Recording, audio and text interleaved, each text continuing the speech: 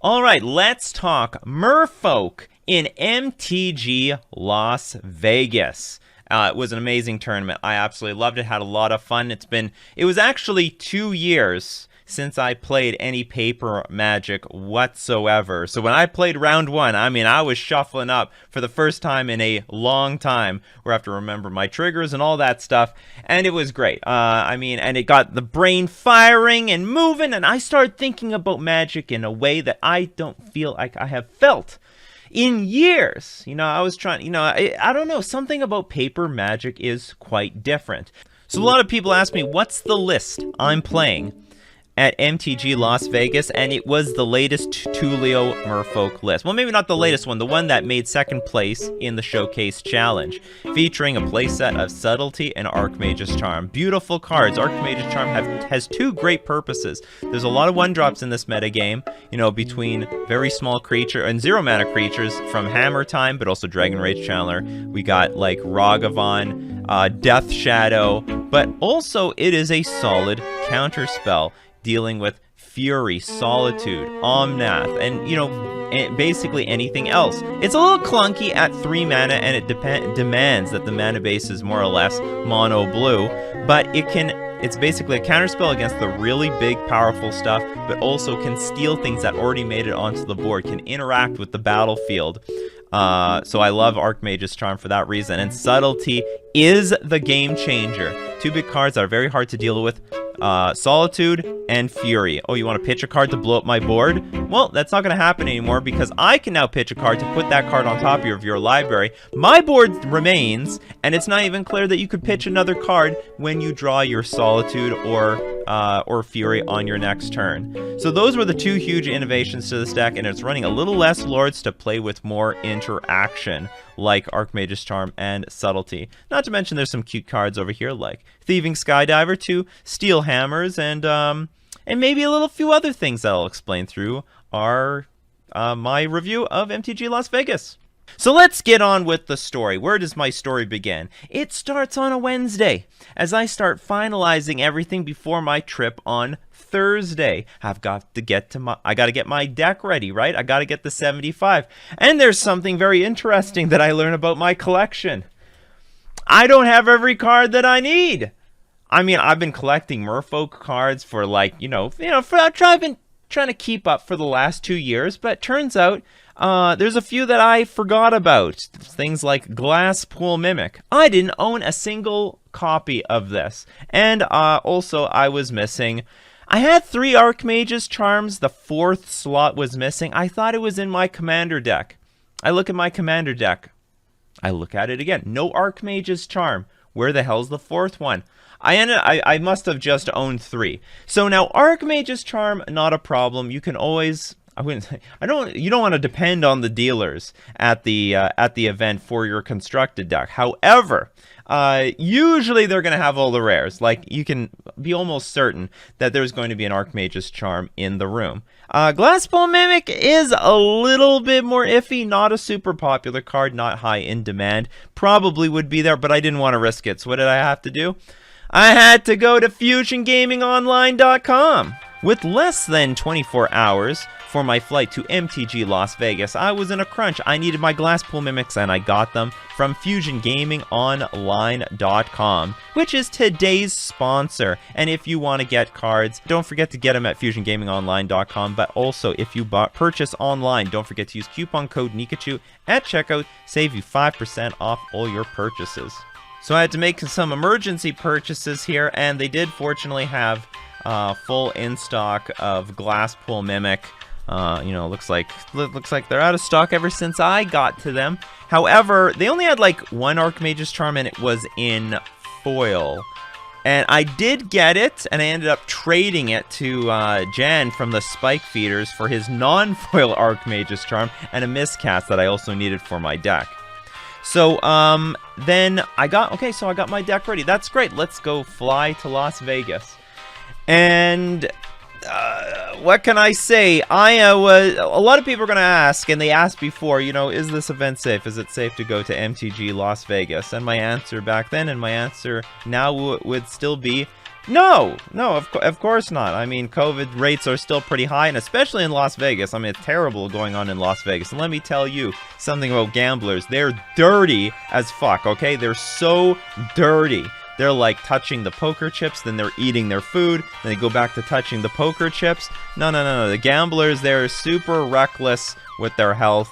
And it's no wonder the COVID rates are so high. I mean, I'm not surprised. But I will say that I felt so much more comfortable in the convention center than I did outside of the convention center, because people had to either be they needed to be vaccinated, or they needed to at least prove that they had a negative COVID test. And for me, that's good enough. But at the same time, I was taking a lot of responsibility on myself not to be like going out to dinners with people and karaoke. I'm here with Jan trying to get some essentials here. We got some sandwiches because I don't want to get ripped off by Starbucks again. Like for one panini is $13 US. That's ridiculous. Yeah. Look what we get here in America. We've got Cinnamon Toast Crunch, the drink.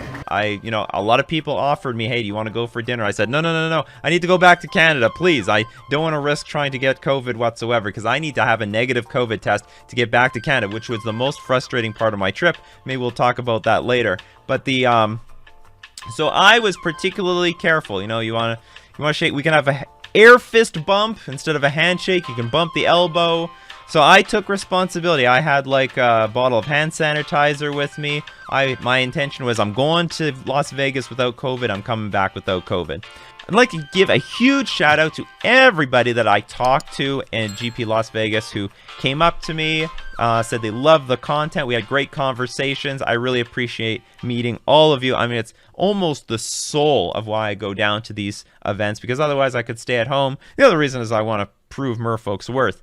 But I really appreciate meeting all my fans, letting me know what kind of content that they like. And that, hey, I'm famous. Hey, look at it. I have a YouTube channel. I'm famous. And by the way, MTG Las Vegas was packed. It was completely sold out. I mean, it was more full and cluttered than like any other GP that I've ever been to. I mean, it was just so overwhelming successful. They capped the main event at like 1,400 people. It sold out, limited, apparently sold out. They had to decline people at side events. There was no space to hold these events because the main events were like taking up all the space. They could hold more events later as the main event was done and the limited event started to peter out. But like, it was just jam packed. And so we can wait and see if you can have such a dense tournament like this with so many people, if there are no big complications after that. Let's see if we can have more open events like this. But well, no, that is something to wait and see. Anyway, let's get on to the tournament. Starting with round one, I am up against Grixis Shadow, and this ended up being interesting. It should be a sign of things to come, because I thought, I mean, generally speaking, when you go to a Grand Prix, there's a bunch of Tier 2, Tier 3 decks on day one of a Grand Prix. Day 2 is when you start seeing the hardcore Tier 1 decks, and a lot of them, something that resembles the Magic the Gathering online metagame. However, that didn't really happen. Actually, I found that most people were prepared.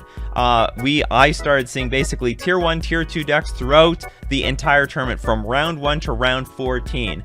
Some people played with some spicy stuff, but basically it was the metagame to expect. I mean, Grixis Shadow isn't too far away, and people have been innovating with the dress down card in that deck to try to push their Death Shadow. So I'm up against Death Shadow, and in game one, I get a bunch of little creatures out in front with like Tide Shaper and Benthic Biomancer. I'm dealing a lot of damage. They're killing off the creatures, but still I get my opponent's life total low enough that when they've got their Death Shadow out, they can't really attack. No, they don't want to attack whatsoever. So what ends up happening is they're just sitting on guard with the Death Shadow, and then when I make I get enough creatures out, I can go wide and go for victory. And not to mention, Archmage's Charm played a huge part in this game. They play Dragon Rage Channeler. Yoink! That's my Dragon Rage Channeler now. The Dragon Rage Channeler works for me. Not that I can really pull off Delirium or anything like that, But that was one of the matchups where I like to have the Archmage's Charm. They tried to play Kroxa from their graveyard. Does not work, because then I played Subtlety. They tried to play Lurrus. I Subtletied that away again. Subtlety was the major bomb in this deck that really pushed me over the top, helped me carry me throughout this entire tournament, and I cleanly beat that Death Shadow deck 2-0. So round 2, I am up versus Hammer Time, and this is where we're going to see, we're going to see like Archmage's Charm really do some very serious work. Why? Because my opponent played a Memnite, they got the hammer, they equipped the hammer to the Memnite, they got a Shadow Spear, they equipped the Shadow Spear to their Memnite, and I stole the damn Memnite with Archmage's Charm. It was beautiful, and basically they were dead from there. And that basically carried me to the match. Their second game, that nothing really happened to them. I ended up just, just beating them. But Archmage's Charm was able, like, otherwise I would have been screwed, right? They tried to attack me with the Memnite. They would have gained a bunch of life at the very least, but no, it didn't happen. They didn't gain any life. I stole the Memnite. It worked for me now, and I attacked my opponent to death with it. So we beat Hammer Time 2-0. Now, then we face round 3, and I'm up against Hammer again. So maybe this Hammer Time player can avenge their opponent. And I got curb stomped. I believe I lost the die roll, and I just got destroyed. I mean, I believe it was like... It was one of those really super fast kills where they're bringing out the hammers with Sigarda's aid. But I remember it was like a pretty... The next game got like pretty sloppy. My opponent had like an Esper Sentinel out. They missed their triggers when I started casting things into my opponent. So I mean that was good for me. But unfortunately, I had a lot of trouble.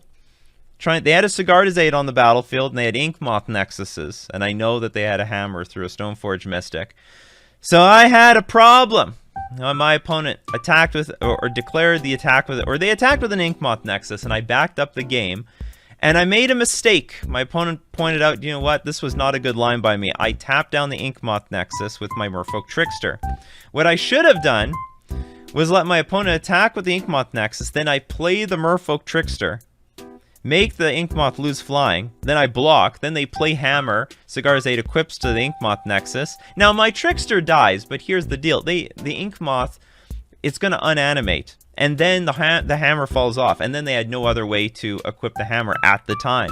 And my opponent pointed this thing out and was like, yeah, that's a pretty good line, because otherwise I just stalled the game for a turn, and I could not deal with the Inkmoth Nexus on following turns. And my opponent had no reason to deploy the hammer in their hand. And unfortunately, I died. So that was my first loss at MTG Las Vegas to the hammer deck. Now we move on to round 4, which was a very interesting match. I'm up against Mono Red Prison.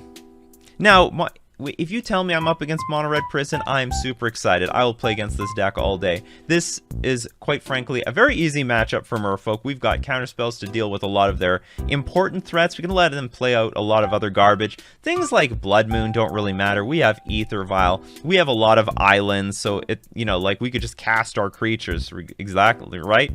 The Chalice on 1 doesn't matter so much. Chalice on 2 can matter if we don't have Cavernous Souls, we don't have Ether Vial.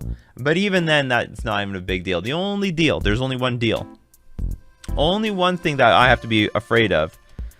And that is Ensnaring Bridge. Ensnaring Bridge is the most evil card I can possibly think of against the Merfolk deck. If they land this and I can't deal with it, it's over. Now there is a problem. I'm not running like Brazen Bar or anything like that. I'm not running a Petty Theft, so I cannot bounce the Ensnaring Bridge back to my opponent's hand. So this is how the game plays out.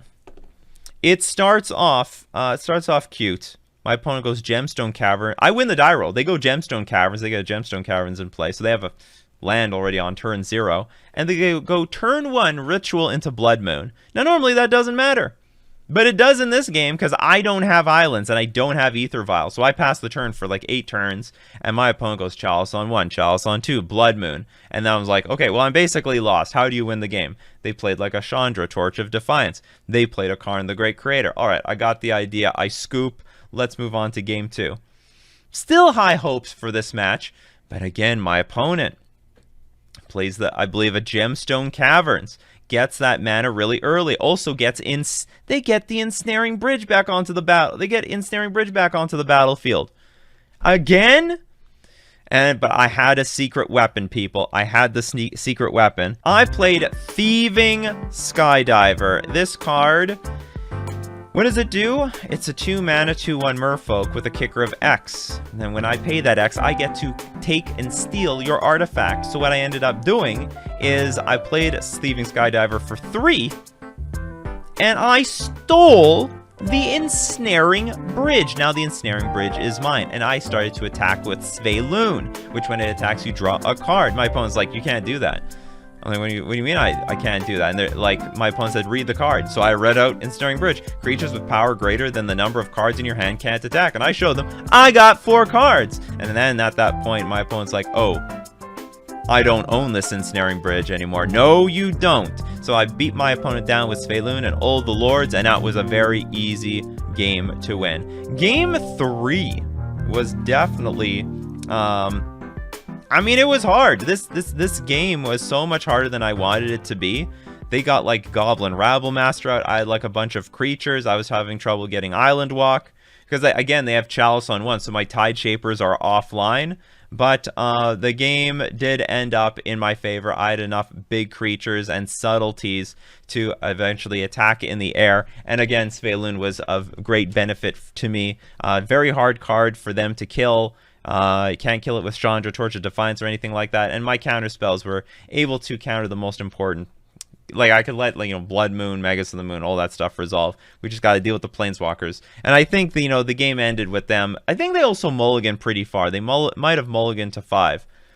Which can still be dangerous, though. Because they mulligan to 5, could play Karn the Great Creator, get an Ensnaring Bridge. They don't have many cards in their hand. It's already active online. But anyway, it was a tough game, tough match. But Merfolk came out 2-1. Then, around 5, I'm up against a very good Blue-White Control player. Very good with their resources, and this basically taught me that I really miss Cavern of Souls. Cavern of Souls is like a staple to Merfolk, but the thing is that it was hard to play this card because of Archmage's Charm. This is basically brown mana. If you want to run Archmage's Charm, you should have as many blue mana sources as possible. And Archmage's Charm is a great tech card right now in this Dragon Rage Channeler Hammer Time metagame. But I missed Cavern of Souls because, I play Aether Vial, they Prismatic Ending it, then I play a creature, counterspell, play another creature, counterspell, play another creature, Cryptic Command, Archmage's Charm. Like, I can't get anything to stick. They play Teferi Time Raveler, they play Jace the Mind Sculptor, Teferi Hero of Dominaria. I can't deal with this stuff. I just can't deal with it. And, these games would be so much easier if I had this Cavern of Souls and I could just play through all their counter magic. No, it sucks to lose to counter magic like this, especially when normally Merfolk is good versus counter magic. So anyway, I lose game 1. Game 2, opponent is mana screwed. I think they were stuck on 2 lands. They kept sort of a sketchy hand, and I just absolutely steamrolled them. But game 3, they got to curve out. And again, I'm in a similar situation where I think I also mulliganed on I mulliganed far enough that I was in a sort of a poor spot. I had to keep sort of a hand out to play at sorcery speed. Got to play the Lords and stuff like that. So anyway, I played right into the counter spells, and I didn't really have much of a game. And the Blue-White Controller player just completely crushed me, just absolutely crushed me. So that was that. I lost round 5, and with 2 losses, I got to be careful. Got to be very, very, very, very careful, because if I lose one more match, it's over. I don't make day 2. There's 3 more rounds to go. So I got to be careful. Got to be on my tippy toes. But here's also the good news. Everyone else is Xing 2 as well. So everyone else is nervous, and in this situation, you got to keep your cool. You got to be more confident than your opponents, because they're sweating the games. They'll end up sweating the games more than you. They're more likely to make mistakes. And now we're up against the Omnath pile decks. That's right, the things with like Fury, Solitude, Omnath, with all the Planeswalkers like Teferi Time Raveler, Jace the Mind Sculptor, all that good stuff. The new 4-color, basically 4-color control elemental soup crap that we're seeing become very prevalent in the modern metagame, and has been crushing me. Except I got one lethal weapon now. I got the Subtlety. That's right, baby. Subtlety is a huge deal in matchups like this. Because I can interact at instant speed. I have a way of dealing with their instant speed stuff. And by the way, they 2-for-1 themselves with Subtlety and Solitude, alright? So when they pitch a card for Fury to blow up my board, I mean, I'm not losing that much, even though I 2-for-1 myself, right? So I pitch a card, play Subtlety. They don't get their effect. The card goes back on top of their library. If they choose to do that, they might not because they don't have another card in their hand to pitch. And on top of that, it's not even that hard to cast this thing. You get to 4 mana, you play Subtlety, it can be backbreaking. And that is what carried me in this match. I can't remember the details exactly. I won game 1, lost game 2. I mean, it's not like, with them on the play, it was just brutal. But I do know Subtlety was the card they continuously used versus their elementals, versus their planeswalkers to keep the balance. And I was able to win this one 2-1. It was close, but Subtlety was the difference in this entire match. Going on to round 7, I'm not going to take Subtlety away too long, because I was up against Death and Taxes. My opponent goes turn 1, do nothing. Turn 1, I just play lands. I think I play Vial. They go turn 2. No, I don't play Vial. They go turn 2, Thraben Inspector. I just play some creatures on turn 2. They go turn 3, Archon of Emeria. Now this card could have been backbreaking, especially since I was on the draw, and that would have helped them catch up. But that's where, because it has flying, each player can't cast more than 1 spell each turn. Non-basic lands your opponent's control enter the battlefield tapped. And I just had non-basic lands in my hand at this point. So what I ended up doing is I ended up playing the Subtlety on that thing, and it was back-breaking. At that point, I had way more creatures in play than my opponent. They didn't even want to play the Archon of Emeria on their turn, and I mean, the game was just literally over at that point. And then in game 2, I don't remember this game very well, what happened in game 2. All I know is that I won. That's all I remember. They might have played a Stoneforge Mystic or something. I mean, some sort of a game was played, but it wasn't too tough. I basically had the game under my control. Oh, yeah, I remember. They play Stoneforge Mystic, they get Cauldron Complete, but it doesn't go very far because I play the Harbinger of the Tides, bounce the Germ Token, and then they didn't really have anything to do. They're more or less, their whole game was all off of that Stoneforge Mystic. I was able to refill the board, stabilize, and be able to turn the corner for victory. That was me round 7 against Death and Taxes. And now, this is it. We're playing for day 2, and I'm up against the 4-color control deck. These Omnath pile decks, you know, Omnath, Solitude, Fury, and the... but this thing had like a lot of control elements. It actually had Wrenn and 6, Jace the Mind Sculptor, Teferi Time Reveler, and Teferi Hero of Dominaria. And it was tough. It was really, really tough. I win game 1 pretty comfortably. My opponent just didn't have any interaction. But game 2 was so hard. So hard. It was a Planeswalker slugfest. And I might have made a big mistake. I let a Jace the Mind Sculptor resolve. Can't remember if this is game 2 or game 3. I know there was a game. I have Subtlety in my hand. You know, I got this card in my hand. My opponent plays Jace the Mind Sculptor, and I'm like, okay, it resolves. And I just completely forgot that I could use the Subtlety to basically evoke and delay the Jace a turn, and that would help me a lot, because then I can attack with my creatures. And I think it was going to put my opponent in a really uncomfortable spot. But the way that the board was at the time, they could play the Jace, brainstorm, and deal with the board. And at that point, that was not good. Like they could Prismatic Ending, I think, a Tide Shaper I had, and I just had a Silver Gill Adapt, and I wasn't able to kill this Jace the Mind Sculptor onto my turn.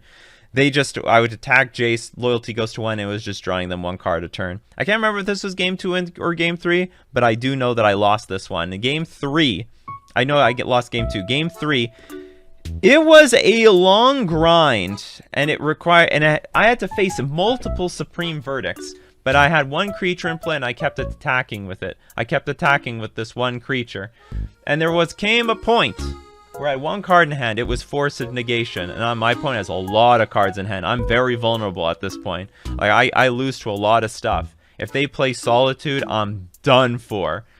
But unfortunately, to my luck, my opponent at 2 life plays to... No, sorry, not at 2 life. I have 2 lords in play at this point. My opponent plays Teferi, Hero of Dominaria. I play the Force Negation. It's countered, and the game is over. They're at 6 life. I have 2 Lord of Atlantises, and I attack them to death.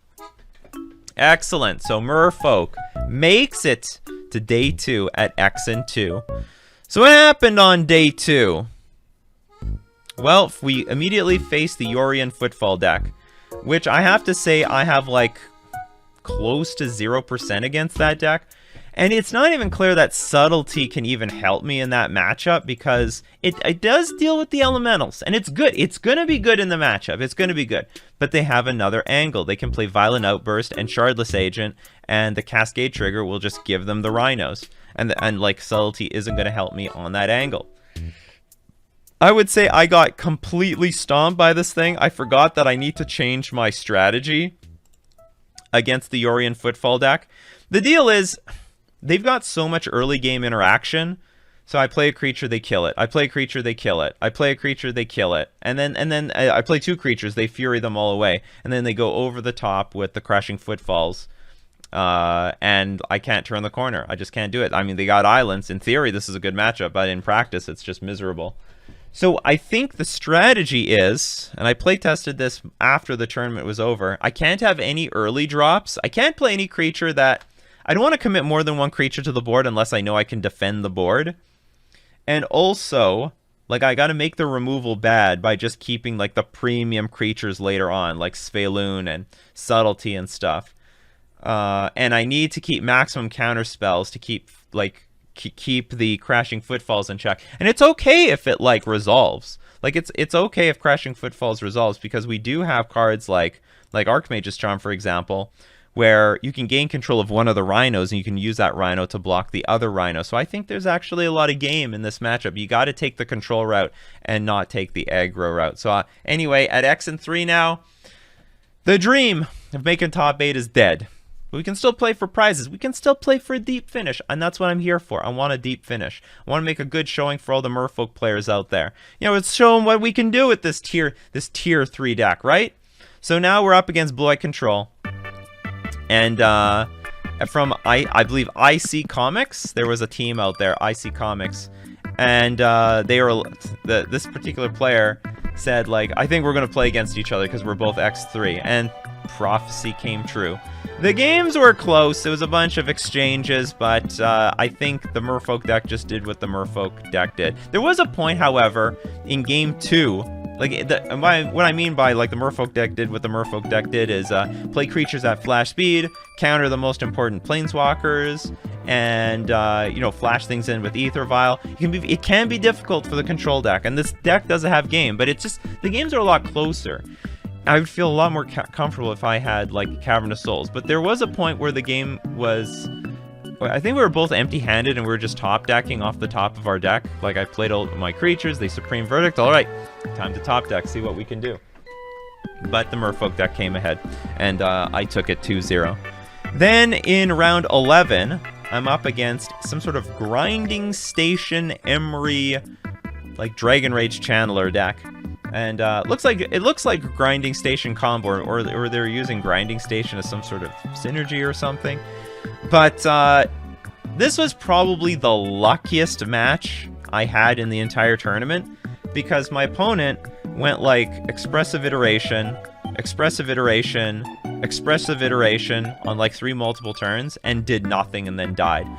They showed me they had Emery and Engineered Explosives in the same deck. I would assume that this matchup should be very difficult, but it just ended up happening that, you know, the opponent just got really unlucky and really didn't do anything in this match. Because in game 2, they capped, like, I think they had to mulligan to 5 or something like that, maybe mulligan to 6. Did not really have a lot going for them. They played an Emery, I countered it, I think, with Mystical Dispute. And then that was it. And then I just played my creatures and it was over before they could find an Engineered Explosives. So anyway, that was probably the easiest match. Opponent just unfortunately got very unlucky. Round 12, I'm up against Jund Ragavan, or like the Jund Saga deck. And I lost to the Saga. I mean, that was basically the game. Like, in both games, they just played a very early Urza Saga, and I couldn't interact with it. In game 1, they had multiple Urza Sagas that I could not deal with. I didn't have Tide Shaper in my hand. Tide Shaper is great. You target the Urza Saga, goes poof, it's gone. You don't have to deal with it ever again. And also, Merfolk, Trickster, and Harbinger are not bad in this matchup, because if they attack with the Construct token, alright, you just bounce it with Harbinger. You can also just target the Construct with Merfolk, Trickster, and it just blows up. So we have those interactions, but they didn't really come up in game 1 at all. And I drew Tide Shaper after the Urza Saga was pitched away. So in game 1, I had to deal with what was it called, Shadow Spear into a Mishra's Bauble, and there's a bunch of these stupid constructs on the battlefield, and I just couldn't deal with it, and I lost. And in game 2 is the same story. Urza Saga into Urza Saga. Now this time I did have Trickster. I was able to Trickster some of the constructs. I copied my Trickster with Glasspool Mimic, but it still wasn't enough. I mean, there was enough artifacts on the battlefield. There's like this one big chunky 6-power construct with the stupid Shadow Spear on it. And there was a point where I did deal with the threat, but my opponent had like 2 Mishra's Baubles in play. They cracked the Mishra's Baubles anyway. I was just buried in card advantage. Couldn't deal with the I could have dealt with the Urza Saga if things went my way. If I drew the right cards, particularly Tide Shaper early on, this game might have went in my direction, because hitting Urza Saga on turn 2 when my opponent does nothing, that's a huge game. It's a really big game there. But anyway, lost 2-0 very easily to the Jund Saga deck. Round 13, I'm up against Charbelcher. Oh, this was an interesting match, actually. It was interesting because game 1 is terrible. I don't really have any good counter spells game 1. I think I lost the die roll, too. This isn't my opponent's deck at all, because they had like only 1 Pact of Negation in the main deck. I think they had 1 Pact of Negation in the main deck, but they play Recross the Paths, they reveal cards, and they stack their deck exactly how they wanted to. But here's the deal: I had a Tide Shaper in my hand, so I can turn a land into an island. They had 1 red source and they had 1 green source, and of course, the top of their deck is going to be the Reforge the Soul. So I had this clever idea: why don't we? Because it has a miracle cost of a red and 1 generic. Well, if I Tide Shaper the red source, then you can't play Reforge the Soul. So I Tide Shaper the red source. They take their turn, Manamorphose at their upkeep, and I'm like, at their draw step, and I'm like, they got me. They got me. But then something happened that I couldn't expect. Turns out, Manamorphose needs to draw a card. And I think they drew their Iron Crag Feat, which they needed to combo off that turn. So they played their Manamorphose, drew the Iron Crag Feat, and then they have to pitch it away with Reforge the Soul, and they end up having the perfect 6. They have a perfect 6-card hand, but they're missing the key 7th card, and they can't combo off that turn. So I get another turn, and I start deploying my creatures. And there was a point where they were going to do it again. They recross the path for the perfect hand, but again, I know that they need to Reforge the Soul, and I played 2 Tide Shapers to knock off the 2 red mana sources, and it was over. It was over. What a glorious victory. That actually was a pretty cool game to win. It required my opponent to blunder, but whatever, I'll take it. Game 2, I just countered everything, basically. I had one hard decision. They had 5 mana in play, and they had I think 4 cards in hand, and they played a Fury, pitching a Fury. All right, you have 5 cards in hand. Sorry, you have 4 cards in hand, and you pitch. You try to play Fury for free with all the open mana up, and I had a counter spell, and I'm like, I could counter this, or I could let it resolve. And I had only 2 creatures in play, and they were going to kill off the creatures. And what I decided to do, okay, we let the Fury resolve. You're up to something. Otherwise, why wouldn't you just hard cast the Fury, right? Why wouldn't you hard cast the Fury? So anyway, I let it resolve. They played Charbelcher. I countered it, and that was it. That was the end of the game. That's it. So now we're on to our last round, and we are up against Blue-White X control. It's Blue-White control, but it clearly has it had a Watery Grave in it. They had a Steam Vents in it. I don't know if it was for Prismatic Ending specifically or for some other tech that I couldn't see. I mean, I think the deck played with Fire and Ice, so maybe they were playing with some split card. I can't remember I remember the lands. I remember seeing these lands, but I don't remember seeing any good reason to be playing any of the other cards. No, there was Fire and Ice, because I think I got my Silvergills cooked in some particular game.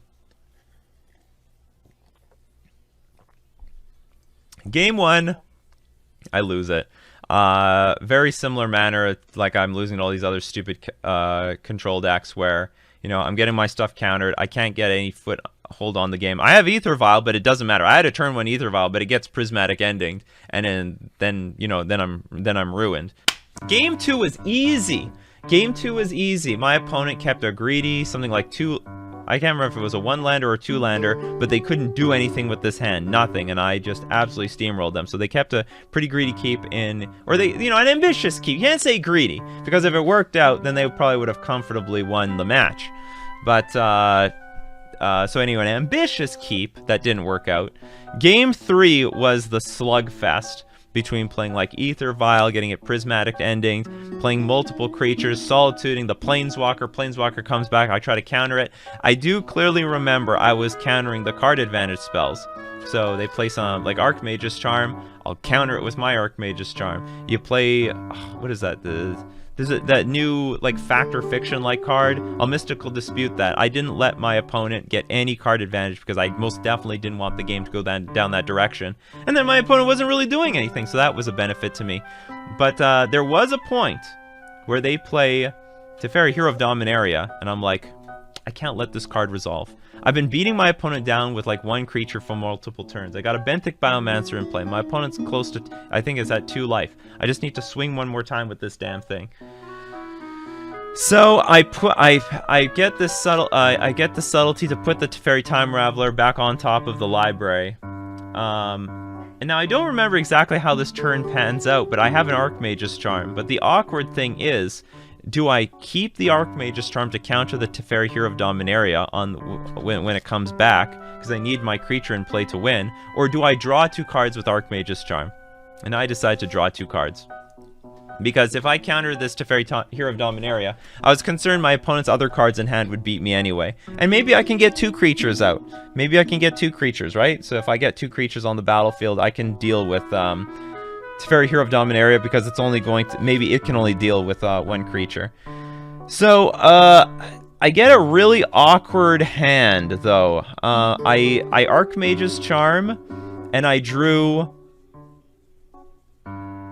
Benthic Biomancer, and Benthic Biomancer, Miscast, and Ether Vial. That was like my draw step and my Archmage's Charm. I play Benthic Biomancer, I loot with the Benthic Biomancer, and I draw Archmage's Charm. So here's the deal, I pitch Ether Vial. Now this is the problem. I have 2 mana up. I have an Archmage's Charm and a Miscast in hand, and I know Teferi Hero of Dominaria is coming down next turn. I felt at this point that I might be lost, because after my counterspells can't deal with Teferi Hero of Dominaria.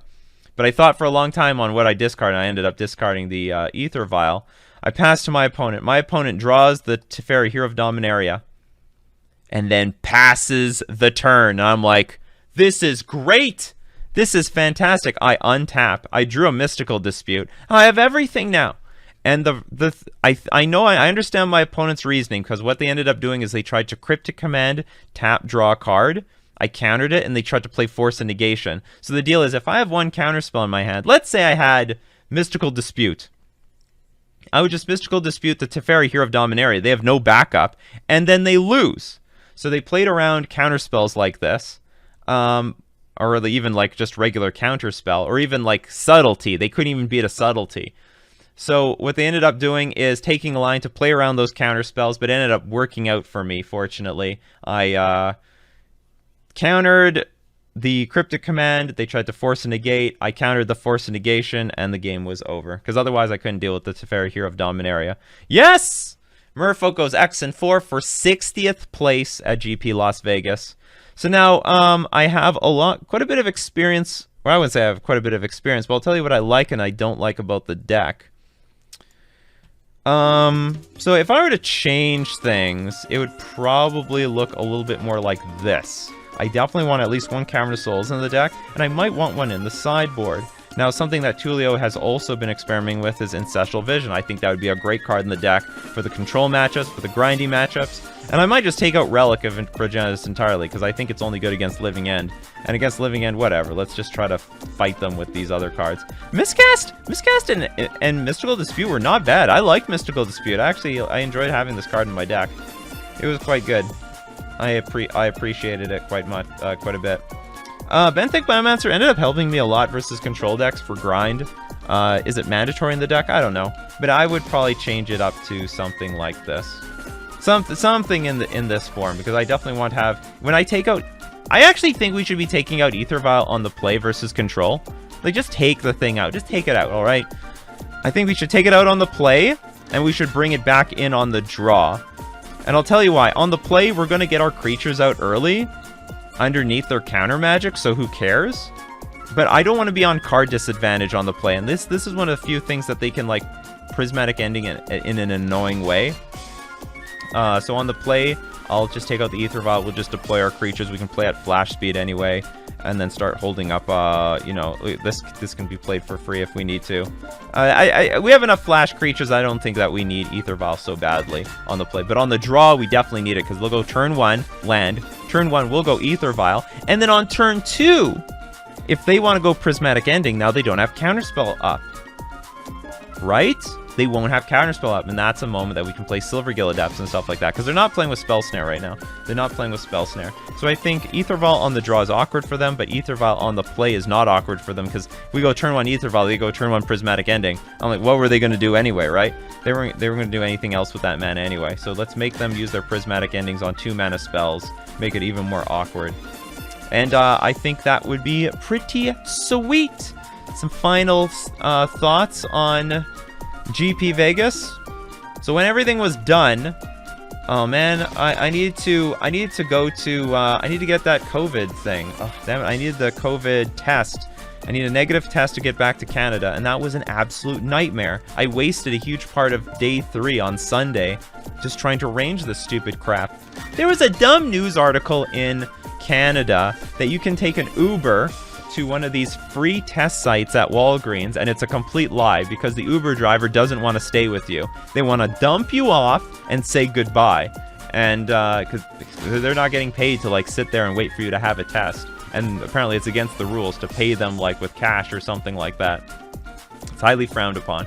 So my friend Jan from the Spike Feeders couldn't make it work. I couldn't make it work, and what's shitty about it for me is I don't have much time left. Like, the price of these tests are cheaper and cheaper the more time you give them. You give them 3 days, you give them 24 hours. Well, now I'm screwed. My test, I need to leave within 24 hours. So now I need like a 3-hour test. So I book a test at something called IC Labs, but I have trouble registering my date because like I input my date of birth or something wrong. Like, they give me a template that you're supposed to use the dashes, but it was never scheduling my test with the dashes. So I keep refreshing the page to do it all over again. Finally, I register my test, and I registered in the wrong location.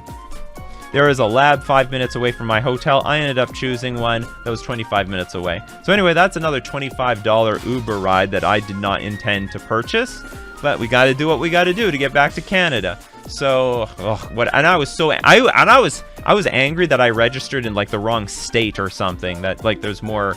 But anyway, it was in Nevada, so you know, it's all good, or it's good enough, I should say.